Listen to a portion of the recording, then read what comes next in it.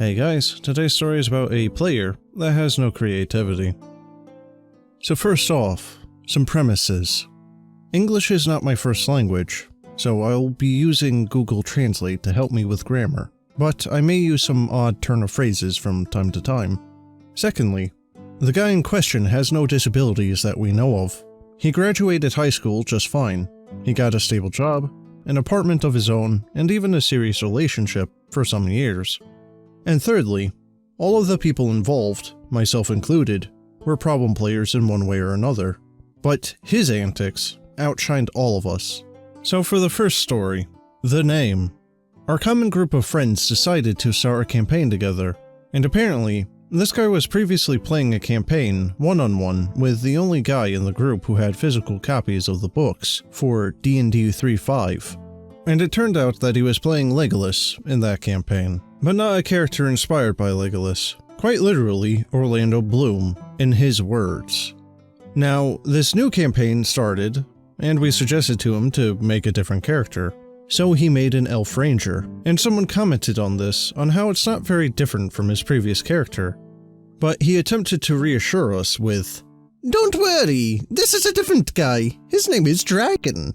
Hilarity soon became worry when we realized that he was dead serious. A multiple hour-long discussion ensued where we tried to make him change the name to something more serious. We tried to explain to him that Dragon Z was not in fact a valid alternative, but he really didn't understand what was wrong with the name. Finally, the DM seemed to get through to him, suggesting to name his character after a physical trait like 9 fingers or 1 eye. It was so that, by the exhaustion of everyone else involved, the legend of White Shirt was born. Story number 2. Of Sea and Mussels.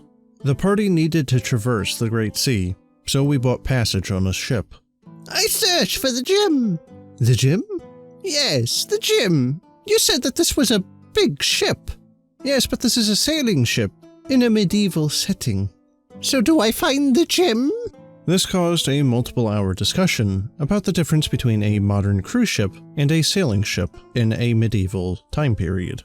It turned out that this guy didn't know what the Middle Ages were, so we explained it to him by making reference to different movies that we knew he had seen. He was distrustful of our explanations, but he didn't object to them. So if there's no gym on this ship, where is it then? There is no gym. Please, let's get on with this adventure. I don't understand. Where do sailors go to get ripped then? Which was then followed by a multiple-hour discussion about medieval bodybuilding. Story 3. In the empty mind of madness. This time around, we chose Pathfinder, and it was my first time as the GM and I decided to make right some wrongs. So I had extended preparations, multiple talks with my friends about what they wanted to play, and long story short, I was able to craft the best campaign of my career. Every character had a detailed and vivid backstory. I was also able to intertwine their stories together perfectly, and made a plot out of it. And it came so naturally to me that I still daydream about being able to do it again. It was all perfect. Except for that guy.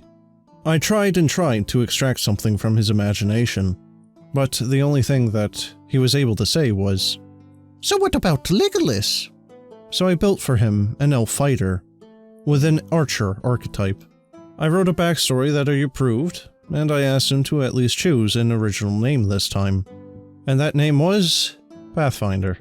So the story brought the party to Pathfinder's hometown that they found destroyed, and they found his parents dead and his brother dying. So you see that your brother is still breathing. Do you want to do anything about it? I take a torch and set him on fire. Why? I don't know. The conclusion.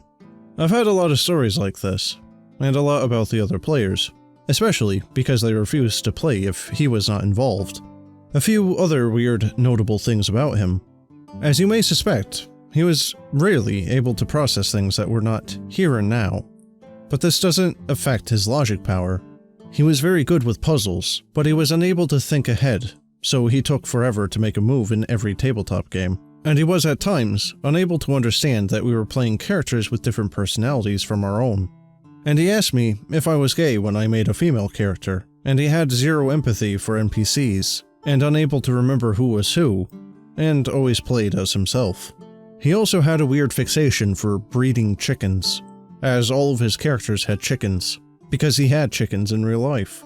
His only character that was not Legolas related was a sorcerer named Zarbon, who only used magic missile.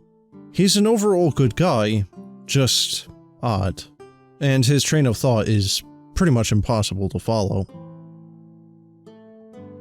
Well guys, as far as I can understand it, I do believe that the Zarbon character that this guy made was just the DBZ character. So again, showing that this guy had oodles of creativity. But that's the end of the video. Let me know what you guys think about this guy in the comments, and I hope you enjoyed, and if you did, maybe think about subscribing, and joining my Discord to chat and hang out. As always, have a good one, and happy holidays.